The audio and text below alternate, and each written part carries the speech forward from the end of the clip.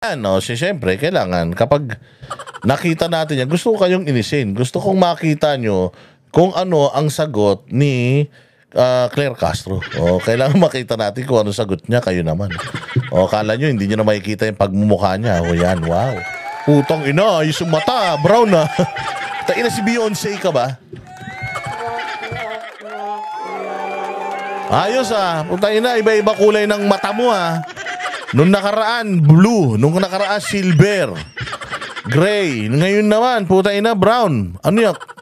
Puta ina, para kang member ng Destiny's Child Ang tinapa ito. Ayun na, mas inuna pa yung magpa-makeup kaysa ayusin yung utak pakinggan ninyo, sasabihin niya sa pagpapasalamat. Ganito ka, cheap. Etong si Claire Castro, galit na galit. Pagdating pagdating kay Duterte, lahat Duterte, gigil na gigil. Pero puta ina yan, pag tinanong mo to kung ano na nagawa ni BBM sa bayan, walang masagot tong ulol na to. Wala pa, hindi pa namin napag-usapan niya. Putang ina nyo, ba't di kayo nag-uusap tungkol dyan, yung trabaho mo? Ma'am, kamusta na po yung ganito? Wala pa, di pa kami nag-uusap. Ano po masasabi nyo sa ganito? Wala pa, hindi pa namin napag-uusapan. Putang ina, kapag ka dun sa trabaho mo, wala kang alam. Tapos pagka hindi mo trabaho, may alam ka. Pakinggan ninyo at mainis kayo dito sa sasabihin nitong tulongges na ito.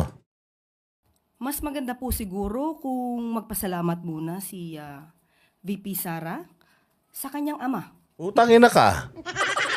Ano ibig mo sabihin magpasalamat siya sa kanyang ama? Gago, hindi lang siya nagpapasalamat. Hindi lang siya nagpasalamat. Lahat kami nagpapasalamat araw-araw. Araw-araw nagpapasalamat kami, kaya nga meron kami sa Hong Kong. Salamat PRRD. Inutil. Doon pa lang, nagpasalamat na si Inday Sara. Narinig mo ba yung speech niya doon?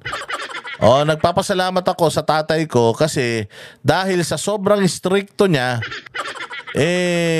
naging abogado ako kasi dapat magdodoktor ako Pero dahil ang tatay ko sobrang strict and sobrang perfectionist at talagang challenge niya ako,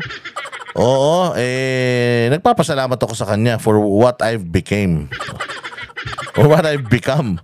Hindi ba? Katulad yan, si Kitty, ganun din. Minomotivate niya, you will not visit me until you're a lawyer, ganyan. Palibasa wala kang magulang Claire Castro, siguro magulang mo aso. Siguro mga magulang mo aso.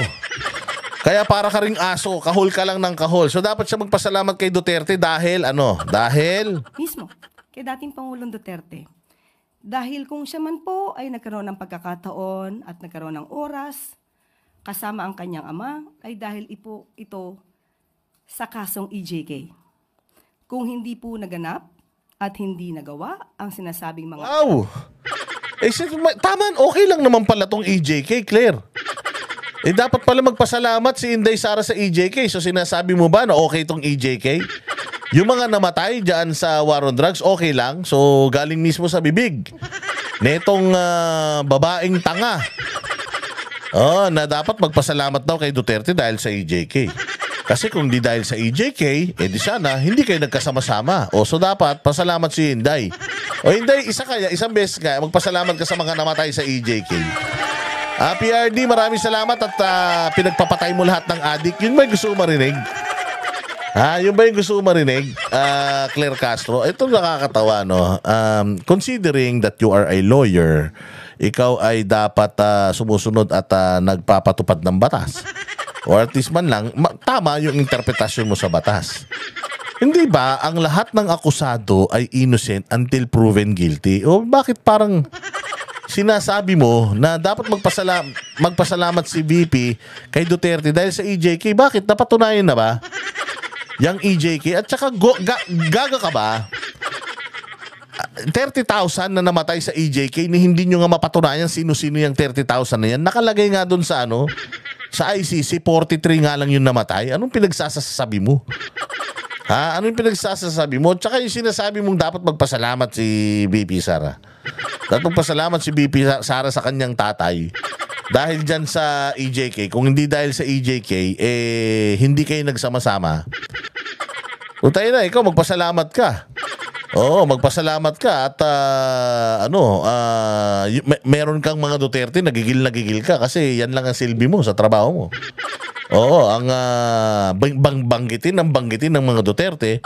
Puro Duterte, ang dami mong sagot sa mga patutsyada ni BP Sara. Putang ina mo, hindi ka naman kasali. Hindi ka naman pinariringgan. Ang kaaway naman si Marcos. Puta, hindi ka naman syota ni Marcos. Hindi ka naman niya abogado. Lalong hindi mo naman trabaho ipagtanggol si Bongbong. Hindi ba ang trabaho mo bilang isang spokesperson? Kung ano yung sinasabi ni Bongbong, yun dapat ang lalabas sa bibig mo? Sigurado ko hindi yan yung sinasabi niya, Claire. Aksyon patungkol sa war on drugs. At walang nag-complain. Hindi naman din po sila makakaroon ng pagkakataon na makapunta sa dahig. Ano, hindi magkakaroon ng pagkakataon makapunta sa dahig? Tanga, alam mo ba na half German to sila Inday Sara at hindi lang yan yung first time na nakapunta sila sa Hague. Tanginan to, nagmamarunong kasi. Mamaro kasi ang puta. Yan ang hirap kapag basta lang salita ng salita. Again, madam ha, ilan na napagawang bahay ni Bongbong? Oh, hindi niyo pa napag-uusapan. Wala pang 1 milyon. Tanginan yan ang trabaho mo, ipaalala dyan sa tatanga-tanga mong amo. Na, hoy, magtrabaho ka naman. Putang ina, nangako ka ng 1 milyon isang taon. Wala pa 1 milyon na nagagawa mo. 3 taon ka na. Tanga ka ba? Yun ang dapat na pina-follow up mo. Huwag mo pansinisinday. Hindi ka ka-level nun. Oh, at saka hindi ikaw ang kausap niya. Kaya huwag ka sagot na sagot. Oh, binibait ka lang ng mga media. Alam mo, ang tingin sa'yo ng mga media, para kang asong ulol. O nasabik na makabanat sa mga Duterte. Kaya naghahanap sila ng mga pwedeng mag-react ka. Kasi triggered ka sa mga Duterte. Ganun kanila pinaglalaron. Akala mo ba nagiging mo yung respeto ng mga Malacanang press corps dahil sa mga pinagsasasabi mo? Tayo na yung mga pinagsasabi mo, palpak bilang isang abogado, dapat naniniwala ka ng isang akusado ay guilty kapag siya ay inakusahan na or siya ay sinintensyahan na sa korte. Bilang isang abogado, ikaw talaga yung dapat na nagpapaliwanag dyan sa mga taong bayan na itong si Duterte ay hindi pa naman siya kriminal, siya po ay inaakusahan pa lang, kaya bigyan natin siya ng pagkakataon na ipagtanggol sa sarili niya, ganun. Parang sa sinasabi mo, parang may kasalanan na So magpasalamat si BP Sara doon sa mga nagdemanda kay Bongbong, kay Pangulong Duterte. Oh, sino ba mga nagdemanda kay Pangulong Duterte? Oh, di ba? So mas magandang pasalamatan niyo muna po dahil sa ginawa ng kanyang ama. Sa mga inireklamos po sa kanya. Sabi mo, ginawa ng kanyang ama So, napatunayan mo naman na ginawa. O, diba? Tapos biglang nagbabaw ka sa binibintang sa kanya. Ibinibintang pa lang pala O, di dapat magpasalamat si Inday Sara doon sa nagbibintang sa kanya. Hindi kay Pangulong Duterte. Bakit? Kasi hindi naman ginawa ni Pangulong Duterte yan. Wala ka namang ebidensya Tanga na, abugaga ka. Tapos dapat lahat ng sasabihin mo meron kang it should be backed up by evidence. Tapos hindi ka makakapagpakita ng ebidensya basta ka lang makapatutsyada. Para masabing nga nabaratag ko yung mga Duterte, pero pinagtatawanan ka ng buong Pilipinas. Alam mo ba yun? Lahat ng mga abogado na kilala ko, putang ina, pinagtatawanan ka, Claire Castro. Alam mo ba yun? Tuwan-tuwa ka kung yung pamilya mo nakikita ka na ganyan, puros katarantaduhan ang ginagawa mo dyan. Anong legacy iiwan mo bilang isang spokesperson ng Malacanang? Hindi kayo rirespeto. Pag natapos si Bongbong, aso ka na ulit. Utang ina, isa ka na lang vlogger ulit.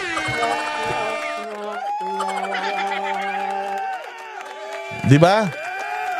So sa tingin mo, proud sa'yo? Sa tingin mo, yung mga taga-Malacanang press corps, nire-respeto ka. The reason why they are giving you yung mga ganito, mga bait na mga tanong, it's because hawak ka nila sa mga kamay nila. Alam nila kung gaano ka katanga. Alam nila gaano ka kabubita na even the slightest issue, the slightest comment ng mga Duterte, papatulan mo. So, binabayaran ka ng taong bayan dahil dyan sa pagpatol mo sa mga patutsyada ni Duterte sa amo mo. Bakit hindi yung amo mo sumagot? Sobrang bakla ba ng amo mo na kailangan ikaw pa sumagot para sa kanya? Yun po yung naging cause kung ba't sila nasa dahig.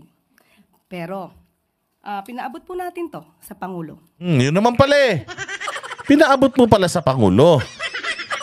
May sagot pala ang Pangulo, punyeta ka. Bakit hindi yun ang sinasabi mo kung ano-ano pa yung patutsada mo bago mo sabihin? Hindi mo naman trabaho yan.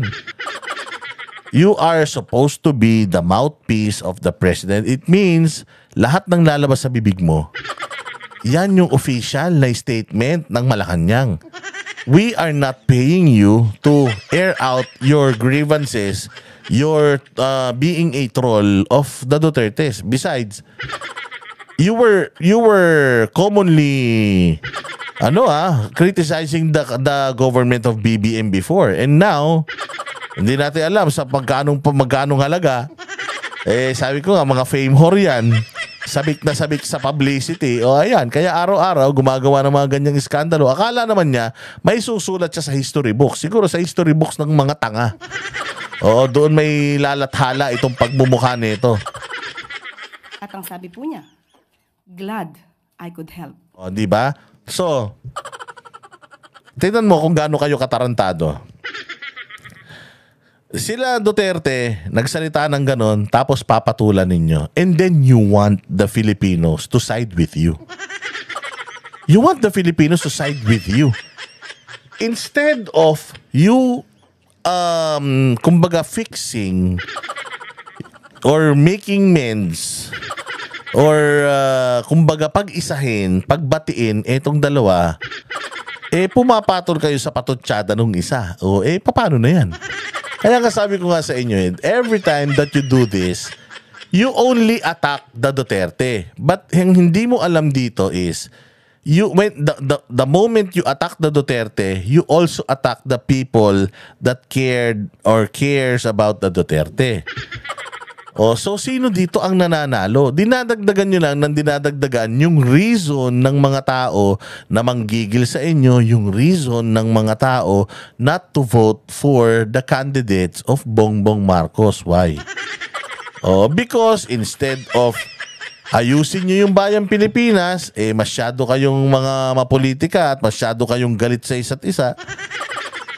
Ang ang nagbe-benefit dito, itong kampo ng mga Duterte. Because every time na nagpapakita yung mukha mo dyan at bumubuka yung bibig mong walang kakwenta-kwentang mga pinagsasabi mo, mas lalong natitrigger yung mga tao. Enough para talagang maayawan na nila si Bongbong. So napakalaki talaga ng ambag mo. Na mas lalong naggigil ang mga tao kay Bongbong Marcos. Kaya pasalamatan din natin tong tangang ito.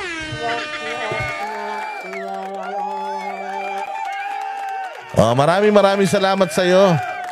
Dahil isa kang engot. Kami ang boses ng masa, hindi natatakot. Katotohanan lang, di kami nalulunod. Walang bahid ng sismis, lahat ay totoo. Kahit sino ka pa, pag mali ka babanatan ka. Walang pinipili kulay, wala kaming kinikilingan. Basta para sa bayan, kami lalaban. Pagdama